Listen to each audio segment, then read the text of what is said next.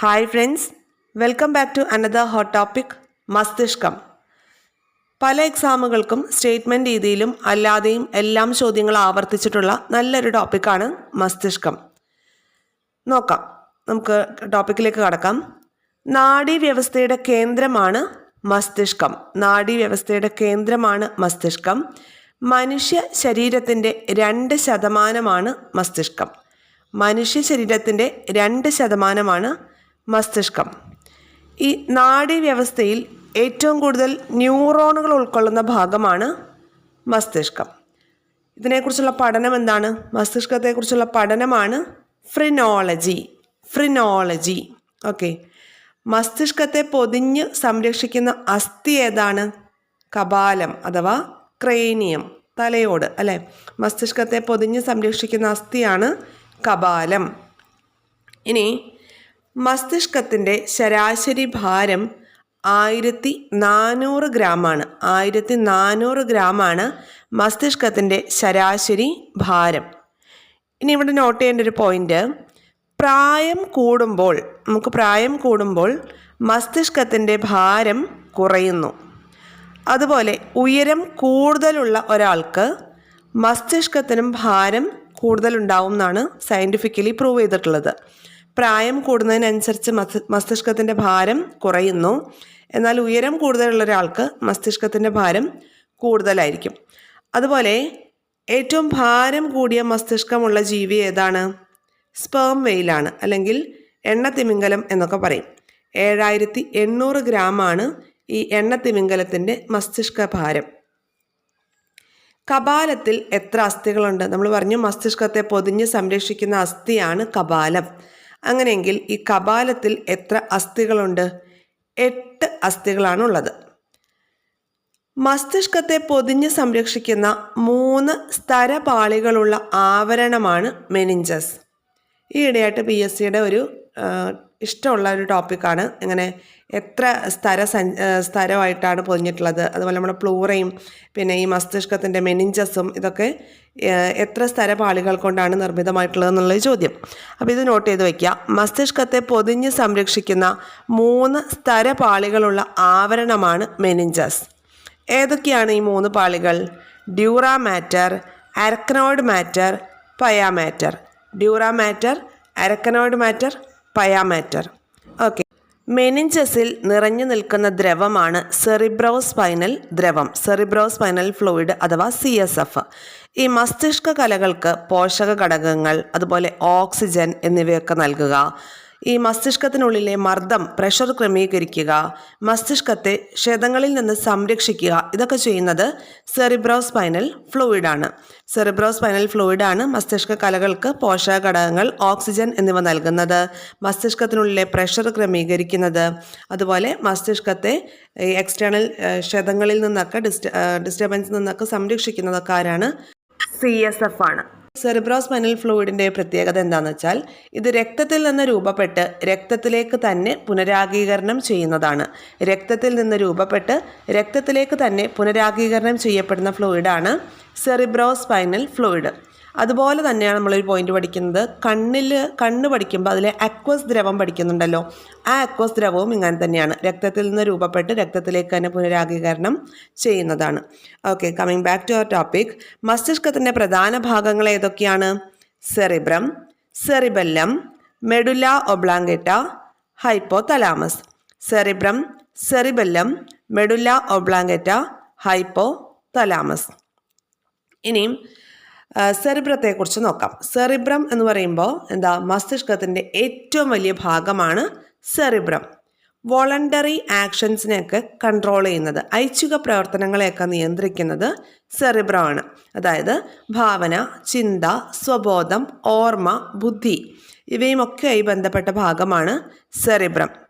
ഇന്ദ്രിയ അനുഭവങ്ങളൊക്കെ ഉളവാകുന്ന തലച്ചോറിലെ ഭാഗമാണ് സെറിബ്രം. നമ്മൾ മനുഷ്യരെ മൃഗങ്ങളിൽ നിന്ന് വ്യത്യസ്തപ്പെടുത്തുന്ന ഒരു ഭാഗം, തലച്ചോറിലെ ഭാഗമാണ് സെറിബ്രം. ഇതിൻ്റെ പ്രത്യേകത എന്താണ്? ധാരാളം മടക്കുകളും ചുളിവുകളും ഒക്കെ കാണപ്പെടുന്ന ഭാഗമാണ് സെറിബ്രം. ഈ സെറിബ്രത്തിൻ്റെ വലത് അർദ്ധഗോളം ശരീരത്തിൻ്റെ ഇടതുഭാഗത്തെയും സെറിബ്രത്തിൻ്റെ ഇടത് അർദ്ധഗോളം ശരീരത്തിൻ്റെ വലതുഭാഗത്തെയുമാണ് നിയന്ത്രിക്കുന്നത്. ഓക്കെ, അങ്ങനെയാണെങ്കിൽ ഈ രണ്ട് അർദ്ധഗോളങ്ങളും തമ്മിൽ കണക്ട് ചെയ്യണമല്ലോ. അങ്ങനെ കണക്ട് ചെയ്യുന്ന നാഡീതന്തുക്കളെയാണ് കോർപ്പസ് കലോസം എന്ന് പറയുന്നത്. Corpus callosum. ഇനി രണ്ട് ഏരിയകളെ പഠിക്കാനുണ്ട്. അതായത് സംസാരശേഷിയുമായി ബന്ധപ്പെട്ട സെറിബ്രത്തിൻ്റെ ഭാഗമാണ് ബ്രോക്കസ് ഏരിയ. സംസാരശേഷിയുമായി ബന്ധപ്പെട്ട സെറിബ്രത്തിലെ ഭാഗം ബ്രോക്കസ് ഏരിയ. ഇപ്പം ഞാൻ ആന എന്ന് പറയുമ്പോൾ നിങ്ങളുടെ മനസ്സിലൊരു ഇമേജ് ഫോം ചെയ്യുമല്ലോ. നമുക്ക് പരിചയമുള്ള വസ്തുക്കളുടെ പേര് കേൾക്കുമ്പോൾ അതിൻ്റെ ചിത്രം നമ്മളുടെ മനസ്സിൽ തെളിഞ്ഞു വരും അല്ലേ? അത് നമ്മളുടെ വെർണിക്സ് ഏരിയയുടെ വർക്കിങ്ങിൻ്റെ ഭാഗമായിട്ടാണ്. ഓക്കെ, സെറിബ്രത്തിലെ വെർണിക്സ് ഏരിയയാണ് പരിചയ വസ്തുക്കളുടെ പേര് കേൾക്കുമ്പോൾ അതിൻ്റെ ചിത്രം നമ്മുടെ മനസ്സിൽ തെളിയുന്ന ഒരു ടെക്നിക്ക്. അത് വെർണിക്സ് ഏരിയയുടെ വർക്കിങ്ങിൻ്റെ ഭാഗമായിട്ടാണ്. ഇനി സെറിബ്രത്തിൻ്റെ ബാഹ്യഭാഗമാണ് കോർട്ടെക്സ്. ഓക്കെ, സെറിബ്രത്തിൻ്റെ ആന്തരഭാഗമാണ് മെഡുല്ല. ഇനി നമുക്ക് സെറിബെല്ലത്തെക്കുറിച്ച് നോക്കാം. സെറിബെല്ലം എന്താണ്? മസ്തിഷ്കത്തിലെ രണ്ടാമത്തെ വലിയ ഭാഗമാണ് സെറിബെല്ലം. ലിറ്റിൽ ബ്രെയിൻ എന്നൊക്കെ അറിയപ്പെടുന്നത് സെറിബെല്ലമാണ്. സെറിബ്രത്തിന് പിന്നിൽ അതിന് തൊട്ട് താഴെയായിട്ട് രണ്ട് ദളങ്ങളായി കാണപ്പെടുന്ന മസ്തിഷ്ക ഭാഗമാണ് സെറിബെല്ലം. ശരീരത്തിൻ്റെ തുലനാവസ്ഥയെ നിയന്ത്രിക്കുന്ന മസ്തിഷ്ക ഭാഗമാണ് സെറിബെല്ലം. പേശി പ്രവർത്തനങ്ങളെ ഏകോപിപ്പിക്കുന്ന മസ്തിഷ്ക ഭാഗമാണ് സെറിബെല്ലം. എന്തൊക്കെയാണ്? പേശി പ്രവർത്തനങ്ങളെ ഏകോപിപ്പിക്കുന്നു, ശരീരത്തിൻ്റെ തുലനാവസ്ഥയെ നിയന്ത്രിക്കുന്നു. അതുപോലെ മദ്യം ബാധിക്കുന്ന മസ്തിഷ്ക ഭാഗമാണ് സെറിബെല്ലം. മദ്യം ബാധിക്കുന്ന മസ്തിഷ്ക ഭാഗമാണ് സെറിബെല്ലം. ഒരു ചോദ്യം വന്നിട്ടുള്ളത് ഇങ്ങനെയാണ്, ഈ ഭാഗത്തു നിന്നുള്ളൊരു ചോദ്യമാണ്. മദ്യം മസ്തിഷ്കത്തിലെ ഏത് നാഡീയ പ്രേഷകത്തിൻ്റെ പ്രവർത്തനത്തെയാണ് ത്വരിതപ്പെടുത്തുന്നത്? മദ്യം മസ്തിഷ്കത്തിലെ ഏത് നാഡീയ പ്രേക്ഷകത്തിൻ്റെ പ്രവർത്തനത്തെയാണ് ത്വരിതപ്പെടുത്തുന്നത്? Answer gamma amino butyric acid. Gamma amino butyric ആസിഡാണ്. അതായത് ശരീരത്തിൽ ഈ ഗാമ അമിനോ ബ്യൂട്ടറിക് ആസിഡിൻ്റെ ഉയർന്ന അളവുണ്ടായിട്ടുണ്ടെങ്കിൽ നമ്മളുടെ മസ്തിഷ്ക പ്രവർത്തനങ്ങൾ മന്ദീഭവിക്കുന്നു. ഓക്കെ, അതുപോലെ റിഫ്ലക്സ് പ്രവർത്തനങ്ങൾ മന്ദീഭവിക്കും. കറക്റ്റ് സമയത്ത് നമുക്ക് കറക്റ്റ് തീരുമാനങ്ങൾ, ഉചിതമായ തീരുമാനങ്ങൾ ഉചിത സമയത്ത് കൈക്കൊള്ളാനായിട്ട് പറ്റില്ല. ഓക്കെ, ഈ ആസിഡിൻ്റെ അളവ് നമ്മുടെ ശരീരത്തിൽ, മദ്യം കഴിക്കുമ്പോൾ ഈ ആസിഡിൻ്റെ അളവ് നമ്മുടെ ശരീരത്തിൽ കൂടുകയാണ്, ഈ ഗാമ അമിനോ ബ്യൂട്ടറിക് ആസിഡിൻ്റെ. അതുകൊണ്ട് ഉചിതമായ തീരുമാനങ്ങൾ ഉചിത സമയത്ത് കൈക്കൊള്ളാനും മസ്തിഷ്കത്തിൻ്റെ പ്രവർത്തനങ്ങളെ മന്ദീഭവിക്കുവാനും റിഫ്ലക്സ് പ്രവർത്തനങ്ങളും മന്ദീഭവിക്കുകയും ചെയ്യുന്നുണ്ട്. അതുകൊണ്ട് തന്നെ മദ്യപിച്ച് വാഹനങ്ങൾ ഓടിക്കരുത് എന്ന് പറയുന്നു. ക്ലിയർ? ഇനി തലാമസ്. തലാമസ് എന്ന് പറഞ്ഞാൽ എന്താണ്? മനുഷ്യ ശരീരത്തിലെ പോസ്റ്റ് ഓഫീസായും മനുഷ്യ ശരീരത്തിലെ റിലേ സ്റ്റേഷൻ എന്നൊക്കെ അറിയപ്പെടുന്നത് ഈ തലാമസ് ആണ്.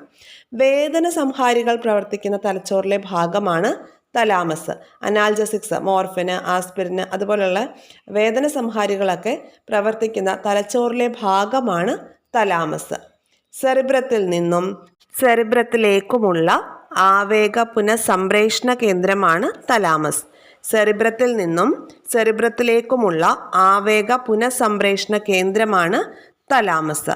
ശരീരത്തിൻ്റെ വിവിധ ഭാഗങ്ങളിൽ നിന്നുള്ള ആവേഗങ്ങളെ പരിശോധിച്ച് പ്രധാനപ്പെട്ടവയെ മാത്രം എന്തു ചെയ്യും? സെറിബ്രത്തിലേക്ക് അയക്കും. ആര്? തലാമസ്. അതുകൊണ്ടാണ് നമ്മളതിനെ റിലേ സ്റ്റേഷൻ എന്ന് വിശേഷിപ്പിക്കുന്നത്. ശരീരത്തിലെ വിവിധ ഭാഗങ്ങളിൽ നിന്നുള്ള ആവേഗങ്ങളെ പരിശോധിച്ച് പ്രാധാന്യമുള്ളവയെ മാത്രം സെറിബ്രത്തിലേക്ക് അയക്കുന്ന ഭാഗമാണ് തലാമസ്. അതുപോലെ നമ്മൾ ഉറങ്ങുന്ന സമയത്ത് സെറിബ്രത്തിലേക്കുള്ള ആവേഗങ്ങളെ തലാമസ് തടയുകയും ചെയ്യുന്നു. ഇനി അടുത്ത ഭാഗമാണ് മെഡുല്ല ഒബ്ലാങ്കേറ്റ. മെഡുല്ല ഒബ്ലാങ്കേറ്റ മനുഷ്യ ശരീരത്തിലെ അനൈച്ഛിക പ്രവർത്തനങ്ങളെ നിയന്ത്രിക്കുന്ന ഭാഗമാണ്. ഇൻവോളണ്ടറി ആക്ഷൻസിനെ നിയന്ത്രിക്കുന്ന ഭാഗമാണ് മെഡുല്ല ഒബ്ലാങ്കേറ്റ. അപ്പോൾ അങ്ങനെയാണ് വോളണ്ടറി ആക്ഷനെ സഹായിക്കുന്ന, വോളണ്ടറി ആക്ഷനെ നിയന്ത്രിക്കുന്ന ഭാഗം ഏതായിരുന്നു? അത് സെറിബ്രം ആയിരുന്നു. ഇത് ഇൻവോളണ്ടറി ആക്ഷൻ, മനുഷ്യ ശരീരത്തിലെ അനൈച്ഛിക പ്രവർത്തനങ്ങളെ നിയന്ത്രിക്കുന്ന മസ്തിഷ്ക ഭാഗമാണ് മെഡുല്ല ഒബ്ലാങ്കേറ്റ. ഹൃദയസ്പന്ദനം, ശ്വാസോച്ഛ്വാസം ഇതൊക്കെ ഇൻവോളണ്ടറി ആക്ഷൻസ് ആണ്. ഇതിനെയൊക്കെ നിയന്ത്രിക്കുന്നത് മെഡുല്ല ഒബ്ലാങ്കേറ്റയാണ്. അതുപോലെ ഛർദി, തുമ്മൽ, ചുമ ഇവയൊക്കെ നിയന്ത്രിക്കുന്നത് മെഡുല്ല ഒബ്ലാങ്കേറ്റയാണ്. ഈ മെഡുല്ല ഒബ്ലാങ്കേറ്റ ഒരു ദണ്ഡ് ആകൃതിയിലാണ് ഉള്ളത്. ഓക്കെ, ഇനി അടുത്തത് ഹൈപ്പോതലാമസ്. ഹൈപ്പോതലാമസിനെ കുറിച്ച് നോക്കാം. ആന്തര സമസ്ഥിതി പാലനത്തിന് പ്രധാന പങ്ക് വഹിക്കുന്ന മസ്തിഷ്ക ഭാഗമാണ് ഹൈപ്പോതലാമസ്. എന്താണ്? ആന്തര സമസ്ഥിതി പാലനത്തിന് പ്രധാന പങ്ക് വഹിക്കുന്ന മസ്തിഷ്ക ഭാഗമാണ് ഹൈപ്പോതലാമസ്. നമ്മുടെ ശരീരത്തിൻ്റെ ഊഷ്മാവ് നിയന്ത്രിക്കുന്നതും ശരീരത്തിലെ ജലത്തിൻ്റെ അളവ് നിയന്ത്രിക്കുന്നതും വിശപ്പ്, ദാഹം, ലൈംഗികാസക്തി എന്നിവയെ നിയന്ത്രിക്കുന്നതുമായ ഭാഗമാണ് ഹൈപ്പോതലാമസ്. ശരീര ഊഷ്മാവ് നിയന്ത്രിക്കുന്നു, ശരീരത്തിലെ ജലത്തിൻ്റെ അളവ് നിയന്ത്രിക്കുന്നു, വിശപ്പ്, ദാഹം, ലൈംഗികാസക്തി എന്നിവയെ നിയന്ത്രിക്കുന്ന ഭാഗമാണ് ഹൈപ്പോതലാമസ്. ഇനി രക്തഘടകങ്ങളുടെ സാധാരണ സ്ഥിതി നിലനിർത്തുന്നതിന് സഹായിക്കുന്ന ഭാഗവും ഹൈപ്പോതലാമസ് ആണ്.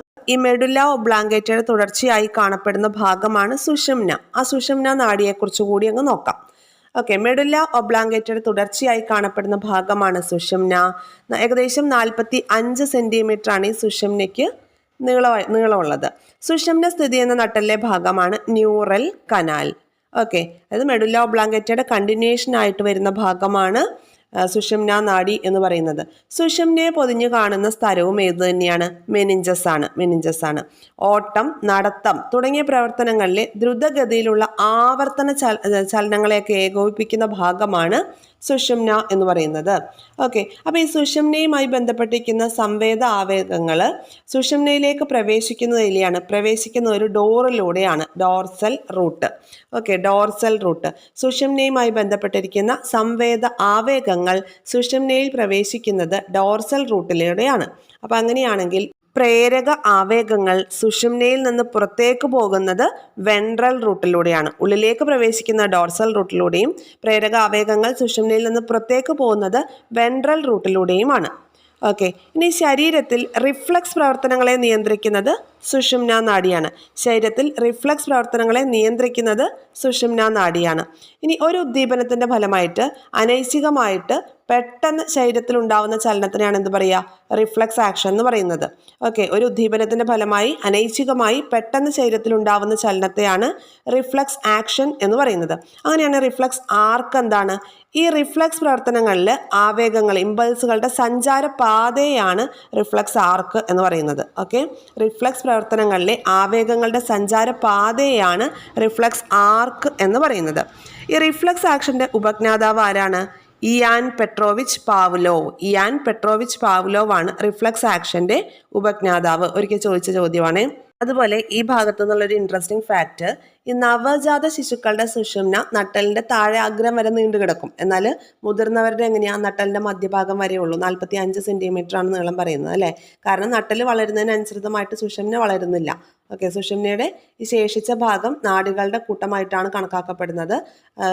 കുഞ്ഞു കുട്ടികളാണെങ്കിൽ അവരുടെ സുഷുമ്ന നട്ടലിൻ്റെ താഴെ വരെ ഉണ്ടായിരിക്കും. എന്നാൽ മുതിർന്നവരുടേത് നട്ടലിൻ്റെ മധ്യഭാഗം വരെ ഉള്ളൂ. നട്ടല് വളരുന്നതിനനുസരിച്ച് എന്ത് ചെയ്യുന്നില്ല? സുഷുമ്ന വളരുന്നില്ല എന്നുള്ളതാണ് അതിൻ്റെ ഒരു ഫാക്റ്റ്.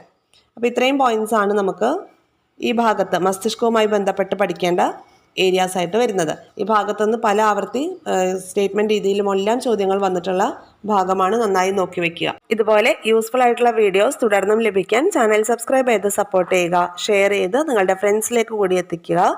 നിങ്ങളുടെ അഭിപ്രായങ്ങൾ കമൻസിൻ്റെ രൂപത്തിൽ രേഖപ്പെടുത്തുക. Thank you all. Have A nice day.